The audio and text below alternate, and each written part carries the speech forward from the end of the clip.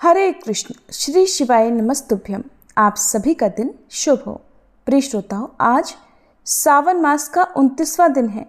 धीरे धीरे ये पुण्य का महीना अपने पूर्ण विराम की ओर अग्रसर है, लेकिन जितना अंत समीप आता है उतनी ही भक्ति की तीव्रता और आस्था की गहराई बढ़ जाती है।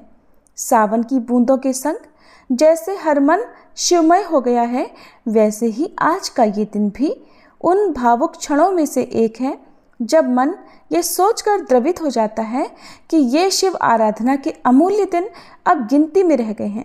आज हम सभी भगवान शिव के वामदेव रूप का स्मरण करते हैं, वो रूप जो क्षमा, करुणा और सौम्यता का प्रतीक है। साथ ही आज है सावन मास का शुक्रवार, माँ लक्ष्मी जी का दिन, जो न केवल ऐश्वर्य की देवी है बल्कि विवेक, शांति और गृह लक्ष्मी का प्रतीक भी हैं।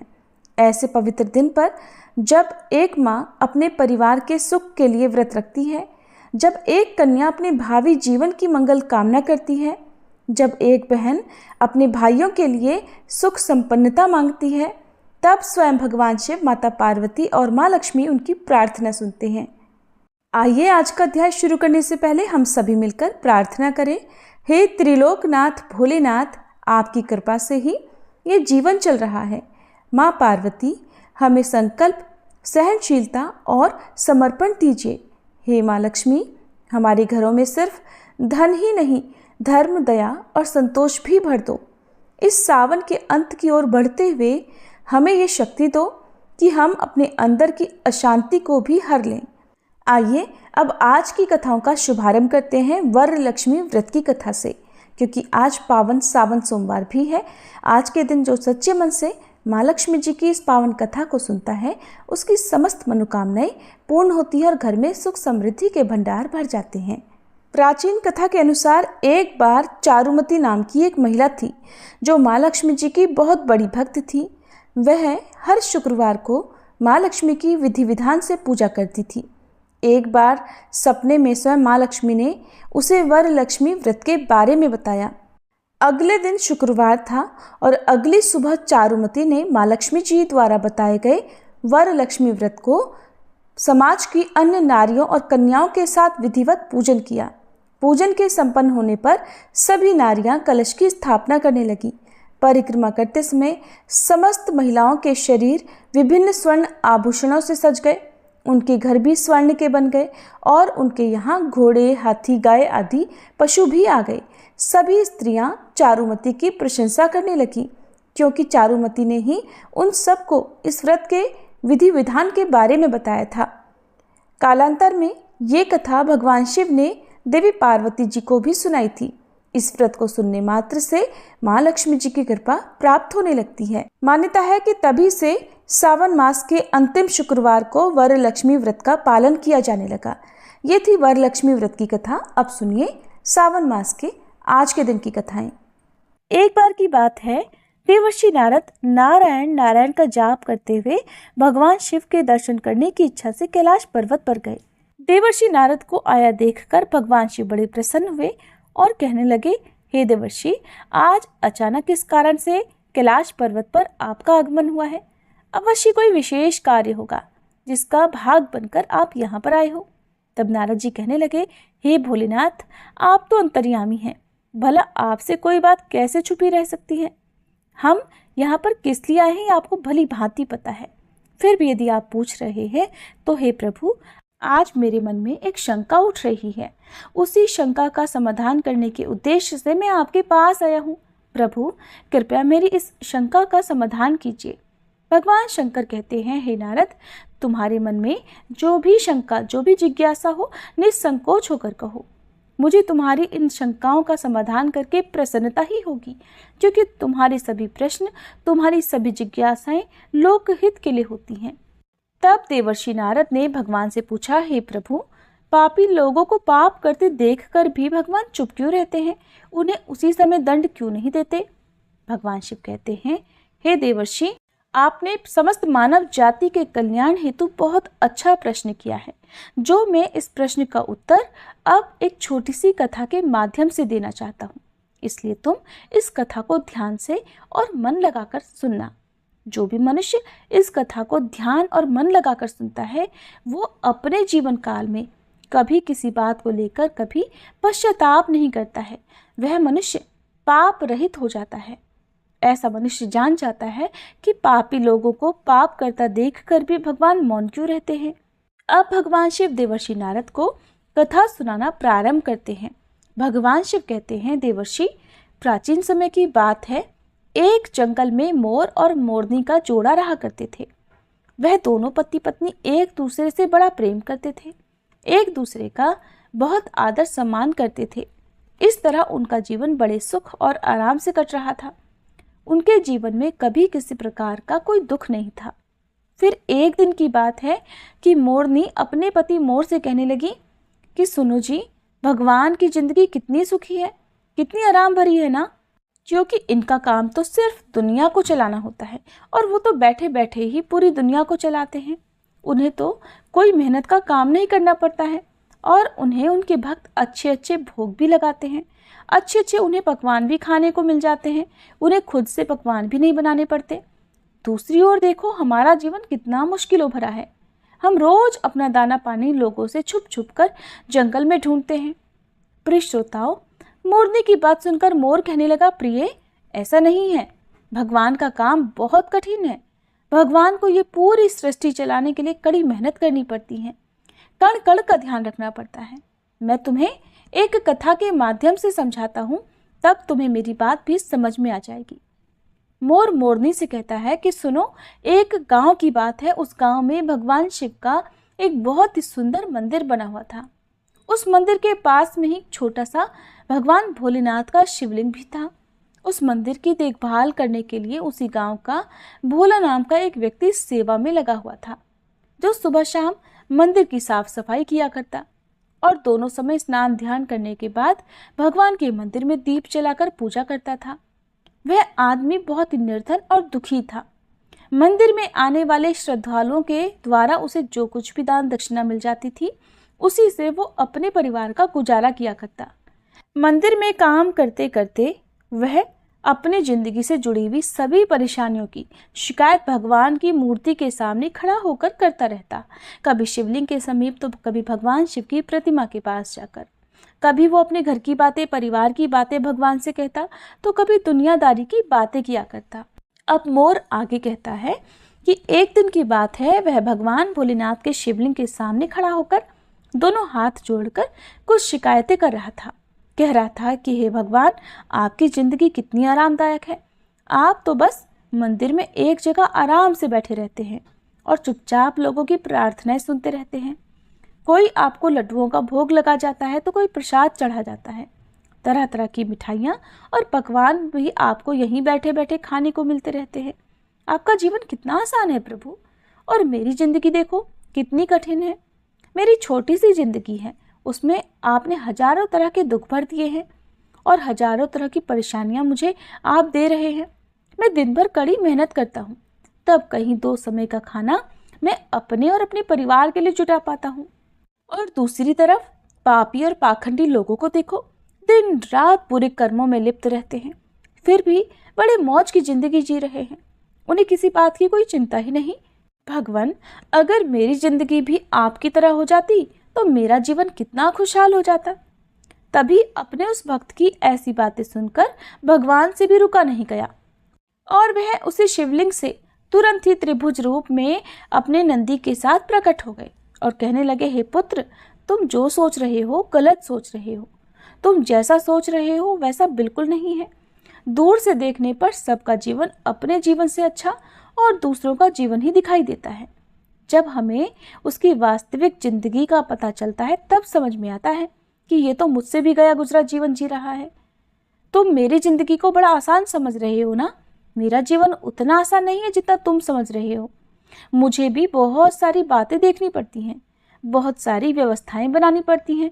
मुझे हर समय बहुत सारी चिंताएं लगी रहती हैं कि अच्छे के साथ अच्छा कैसे हो, बुरे के साथ बुरा कैसे हो, ये सब सोचना पड़ता है। अगर कोई असहाय को रुलाता है, कोई पीड़ित को पीड़ित करता है, तब मुझे उसकी रक्षा करनी पड़ती है। मेरी जिम्मेदारी को जिस दिन तुम समझ जाओगे उस दिन तुम्हें मेरी मेहनत के बारे में भी पता चल जाएगा। फिर भगवान शिव उस व्यक्ति से कहने लगे, हे पुत्र, इतना आसान नहीं है भगवान बनना।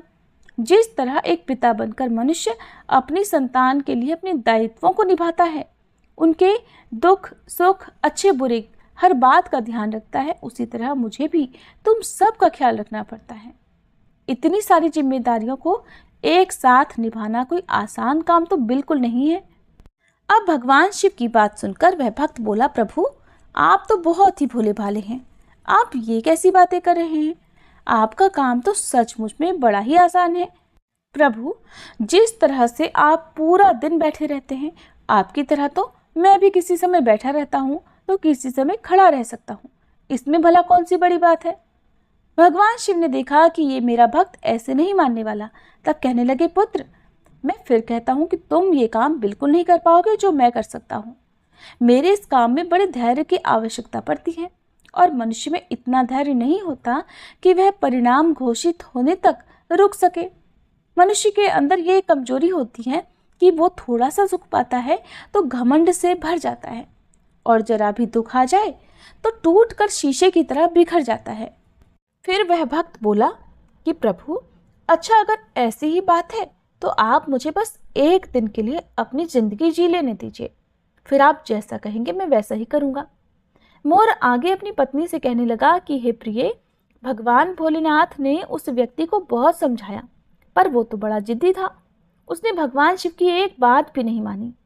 फिर भोलेनाथ ने भी सोचा कि चलो मैं इसे एक दिन के लिए अपनी जिंदगी दे ही देता हूँ। कुछ लोगों पर उपदेशों की बातों का कोई असर नहीं होता, वो संसार की ठोकर खाने के बाद ही सही राह पर आते हैं।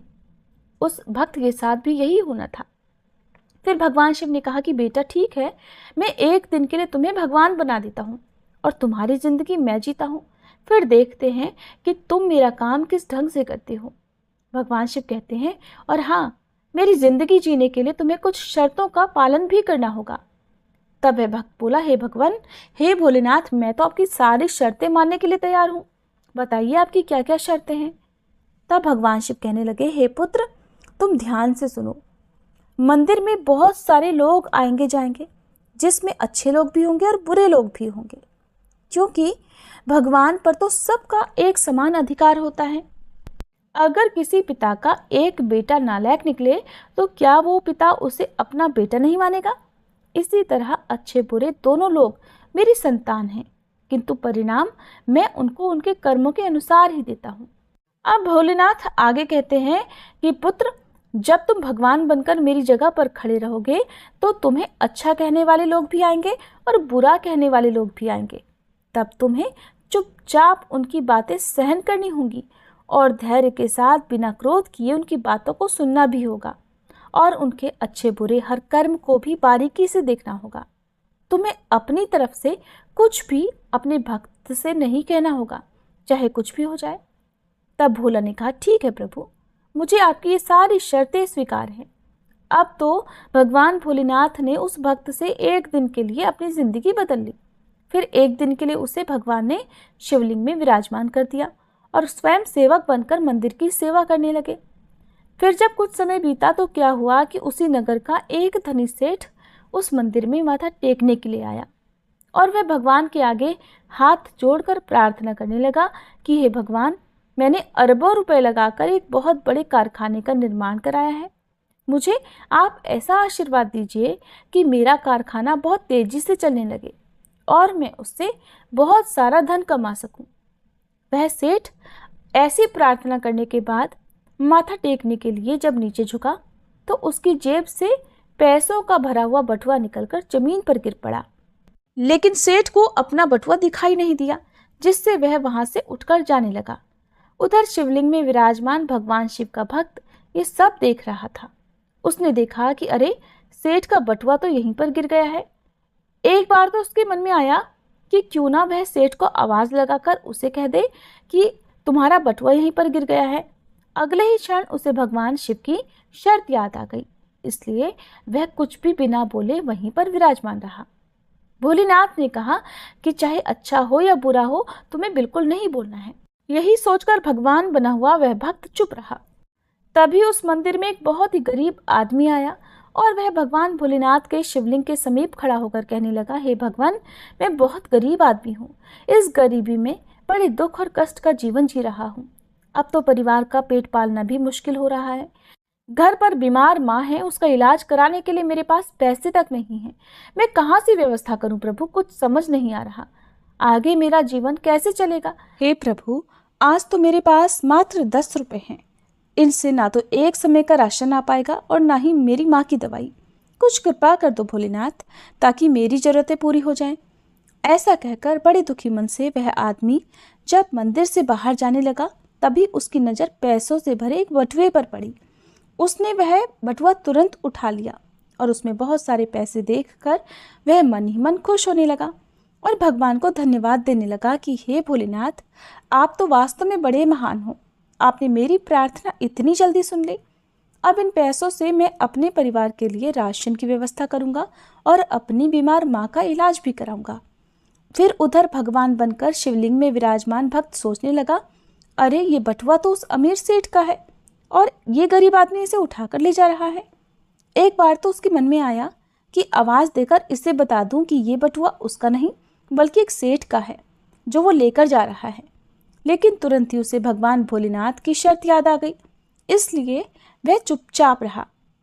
अब गरीब आदमी के जाने के बाद मंदिर में एक व्यक्ति और आया। वह तीसरा व्यक्ति एक सैनिक था जो अगले ही दिन अपने राजा के साथ युद्ध करने के लिए जा रहा था। वह मंदिर में भगवान से प्रार्थना करने आया था कि हे भोलेनाथ, उसकी यात्रा सुरक्षित रहे और वह युद्ध के बाद सकुशल अपने घर अपने परिवारजनों के बीच लौट जाए। वह सैनिक प्रार्थना कर ही रहा था कि इतने में ही वही व्यापारी अपने कुछ लोगों के साथ मंदिर में आया, जिसका पैसे से भरा हुआ बटुआ मंदिर में गिर गया था। जब सेठ ने उस सैनिक को वहां देखा तो उसने सोचा कि जरूर इसी ने मेरा बटुआ उठाया होगा। तब सेठ के कहने पर सेठ के लोगों ने उस सैनिक को पकड़ लिया और उसे पकड़कर ले जाने लगे। ये बात भगवान शंकर बने हुए उस भक्त को बिल्कुल भी सही नहीं लगी, क्योंकि वो सैनिक तो बिल्कुल निर्दोष था। बटुआ तो वह गरीब आदमी लेकर चला गया था। तब भगवान बने हुए भक्त को अपने सामने होता हुआ ये अन्याय का काम बिल्कुल पसंद नहीं आया और वह कहने लगा, हे सेठ, तेरा बटुआ इसने नहीं चुराया है। तेरा बटुआ तो इसने पहले मंदिर में एक गरीब आदमी आया था, उसने उठाया है। अब सेठ और उसके आदमी भला भगवान की बात क्यों ना मानते। उन्होंने तुरंत सैनिक को छोड़ दिया और उस गरीब आदमी को पकड़ लाए। उससे सेठ का बटुआ भी छीन लिया। तब वह बेचारा बड़ा निराश हुआ। उधर जब एक दिन का समय पूरा हुआ तो भगवान भोलेनाथ मंदिर में आए और उधर भगवान बने हुए उस भक्त ने पूरे दिन का घटनाक्रम भगवान भोलेनाथ को सुनाया और बड़े गर्व से कहा, हे प्रभु, आज मैंने एक सैनिक के साथ हो रहे अन्याय को होने से रोक लिया। आपने देखा, एक दिन भगवान बनकर मैंने कितना महत्वपूर्ण काम किया है। तब भगवान शिव अपने भक्त की बातें सुनकर कहने लगे, पुत्र, तुमने ये न्याय नहीं अन्याय किया है। तुमने उस गरीब आदमी को पकड़वाकर उसके परिवार के मुंह से भोजन का निवाला छीना है, उसकी बीमार माँ का इलाज होने से रोका है। ये तुमने बहुत बड़ा अन्याय किया है। वो सेठ बड़ा अधर्मी था। उसने पाप करके करोड़ों रुपए की यह दौलत जोड़ी है। गरीबों का पेट काटकर उनके साथ धोखा करके उसने उन पैसों को इकट्ठा किया है। अगर उसका बटुआ छूट गया था तो क्या हुआ, कम से कम किसी गरीब का तो उन रुपयों से कुछ भला हो जाता और उस सेठ के कुछ पाप भी कम हो जाते।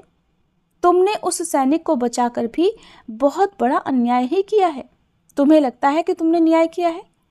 वह सैनिक अपने राजा के साथ युद्ध में जाकर एक कमजोर देश का राज्य हड़पने वाला था। जानते हो उस युद्ध में कितने निर्दोष सैनिक मारे जाएंगे। तुमने उसे बचाकर बहुत बड़ा अन्याय किया है। भक्त को भोलेनाथ की इस बात को सुनकर बड़ा पश्चाताप हुआ। तब वह कहने लगा, हे प्रभु, हे भोलेनाथ, मैं तो वही देख पा रहा था जो मेरी आंखों के सामने हो रहा था। उसके पीछे की सच्चाई कुछ और ही होगी, ये मैं नहीं देख पा रहा था। तब भक्त आगे कहने लगा, हे भोलेनाथ, दुनिया को तो सिर्फ आप ही चला सकते हैं, क्योंकि आप जीवन के हर पहलू को अच्छी तरह से देख सकते हैं, विचार कर सकते हैं, क्योंकि आप जो करते हैं वो अच्छा ही करते हैं। गलत तो हम हैं जो जीवन की वास्तविकता को नहीं समझ पाते और उससे पहले ही आप पर दोष लगा देते हैं। जब हमारे साथ कुछ गलत हो रहा होता है या फिर हमारे मन के अनुसार कुछ नहीं होता है, तो उस समय हम अपना धैर्य खोकर भगवान को ही दोषी मानने लगते हैं। हम ये नहीं समझ पाते कि हमारे साथ हो रहे गलत काम में भी भगवान की कोई ना कोई योजना छुपी हुई होती है, जो आगे चलकर हमारे लिए ही हितकारी हो सकती है। फिर वह भक्त भोलेनाथ से कहने लगा, हे भोलेनाथ, मनुष्य की समझदारी इसी में है कि हमें गंभीरता से काम के आगे और पीछे के परिणाम को अच्छे से सोच लेना चाहिए। अगर आपके साथ आपकी मर्जी के अनुसार कुछ भी नहीं हो रहा, तो उसे भगवान की मर्जी समझनी चाहिए और आगे भगवान जो करते हैं वो अच्छा ही करते हैं। ऐसा सोचकर सिर्फ और सिर्फ अपने कर्तव्य पर ही ध्यान देना चाहिए। उसके बाद भगवान शिव ने उस भक्त से कहा, हे पुत्र, क्या अब तुम्हें पता चल गया कि भगवान बनना इतना आसान नहीं है? फिर वह भक्त कहने लगा, भोलेनाथ, आप जितने भोले भाले हैं उतनी ही सरलता से लोगों के दुख को भी दूर कर देते हैं और उन्हें ज्ञान भी दे देते हैं। हे प्रभु, अब मैं समझ गया हूँ कि कुछ भी बनना आसान है, लेकिन भगवान बनना बिल्कुल भी आसान नहीं है। उसके बाद भगवान भोलेनाथ उस भक्त को तथास्तु कहकर वहां से सीधा कैलाश पर्वत पर पुनः पहुंच गए। अब भगवान शिव देवर्षि नारद से कहते हैं कि वह मोर अपनी पत्नी से कहने लगा, हे प्रिय, अब बात करते हैं उन 2 कारणों की जिनकी वजह से भगवान पाप होते हुए देखकर भी मौन रहते हैं। पहला कारण तो ये कि भगवान तब तक आपकी मदद नहीं करेंगे जब तक आप दुनिया वालों पर निर्भर रहेंगे। जिस दिन आप खुद पर और भगवान पर पूरी तरह निर्भर हो जाएंगे, उस दिन वह आपकी सहायता के लिए अवश्य आएंगे। दूसरा कारण है कि भगवान मनुष्य के कर्म भी देख कर चलते हैं कि किस किस को कहाँ कहाँ पर किस किस कर्म का दंड मिलना चाहिए और किस किस कर्म का फल मिलना चाहिए। भगवान हमेशा आपके अगले और पिछले सभी कर्मों को देखकर ही हिसाब करते हैं। अगर आप भगवान के प्रति समर्पित हो गए तो भगवान कभी भी आपके साथ कुछ भी बुरा नहीं होने देंगे। तब देवर्षि नारद इस कथा को सुनकर बहुत प्रसन्न हुए और कहने लगे, हे प्रभु, आप ही संसार में आदि और अनंत हैं। आज आपने इस कथा को सुनाकर निश्चित ही मेरी शंका का समाधान कर दिया है। प्रभु, आपको बारंबार प्रणाम है। ऐसा कहकर नारायण नारायण कहते हुए देवर्षि नारद वहां से चले गए। जय भोलेनाथ। ये थी आज की कथा। अब सुनिए शिव चालीसा पाठ। जय गणेश गिरिजा सुवन, मंगल मूल सुजान, कहत अयोध्या दास तुम, देहु अभय वरदान।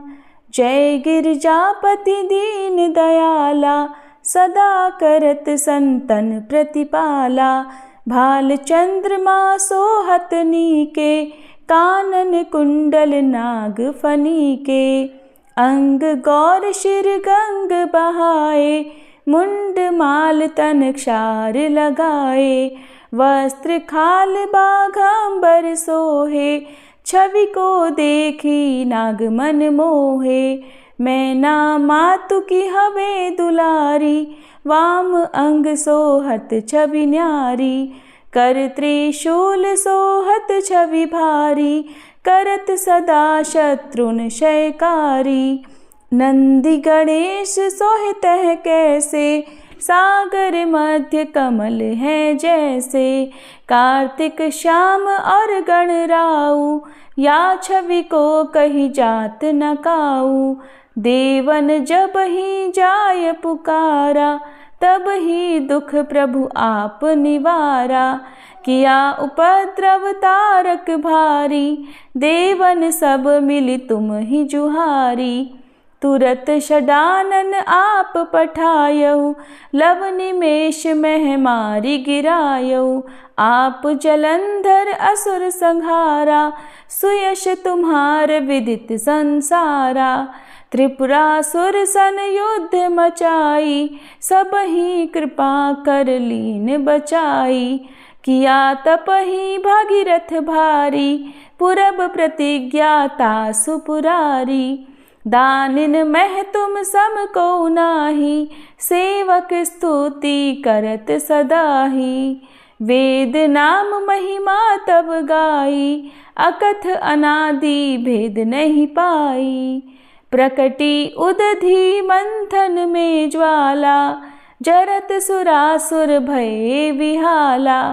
कीन्ही दया तह करि सहाई, नीलकंठ तब नाम कहाई। पूजन रामचंद्र जब कीन्हा, जीत के लंक विभीषण दीन्हा।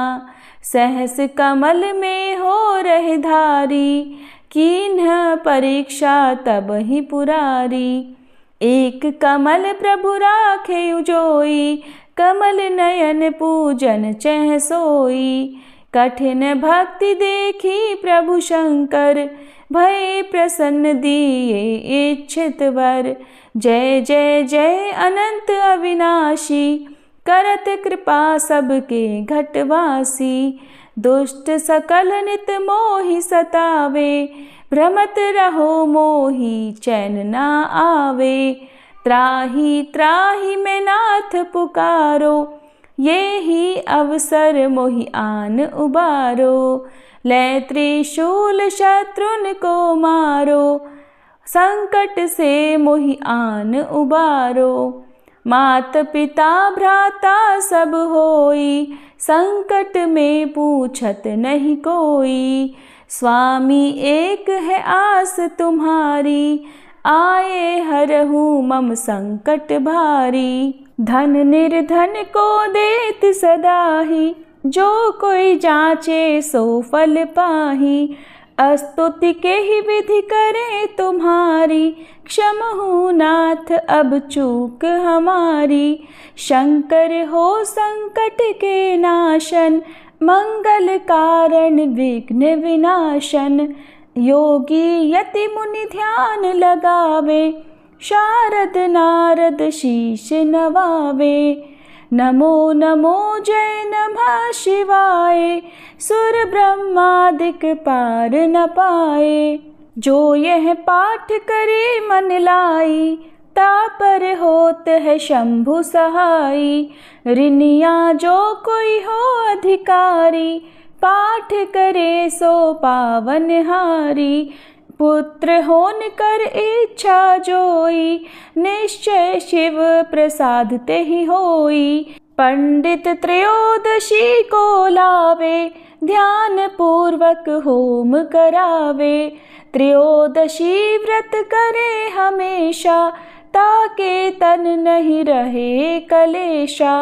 धूप दीप नैवेद्य चढ़ावे, शंकर सम्मुख पाठ सुनावे। जन्म जन्म के पाप नसावे, अंत धाम शिवपुर में पावे। कहे अयोध्या दास आस तुम्हारी, जानी सकल दुख हरहु हमारी। नित नेम कर प्रातः ही पाठ करो चालीसा, तुम मेरी मनोकामना पूर्ण करो जगदीश। मगसर छठी हेमंत ऋतु संवत 64 जान, स्तुति चालीसा शिव ही पूर्ण कीन कल्याण। ओम जय शिव ओमकारा, स्वामी जय शिव ओमकारा। ब्रह्मा विष्णु सदा शिव, ब्रह्मा विष्णु सदा शिव, अर्धांगी धारा। ओम जय शिव ओमकारा। एकानन चतुरानन पंचानन राजे, स्वामी पंचानन राजे। हंसासन गरुड़ासन वृषवाहन साजे। ओम जय शिव ओमकारा। दो भुज चारु चतुर्भुज, 10 भुज अति सोहे, स्वामी 10 भुज अति सोहे। त्रिगुण रूप निरखता, त्रिभुवन जन मोहे। ओम जय शिव ओमकारा। अक्षमाला वनमाला मुंडमाला धारी, स्वामी मुंडमाला धारी। चंदन मृग मद सोहे, भाले शशिधारी। ओम जय शिव ओमकारा। श्वेतांबर पीतांबर बाघांबर अंगे, स्वामी बाघांबर अंगे। सनकादिक गरुड़ादिक भूतादिक संगे। ओम जय शिव ओमकारा। कर के मध्य कमंडल चक्र त्रिशूलधारी, स्वामी चक्र त्रिशूलधारी, सुखकारी दुखहारी जग पालनकारी।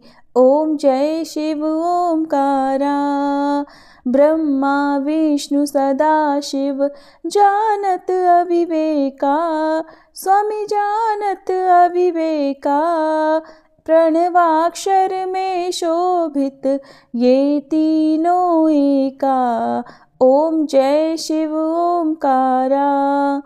त्रिगुण स्वामी जी की आरती जो कोई नर गावे, स्वामी जो कोई नर गावे। कहत शिवानंद स्वामी रटत भोलानंद स्वामी, सुख संपत्ति पावे। ओम जय शिव ओमकारा, ओम जय शिव ओमकारा, स्वामी जय शिव ओमकारा। ब्रह्मा विष्णु सदा शिव अर्धांगी धारा। ओम जय शिव ओमकारा।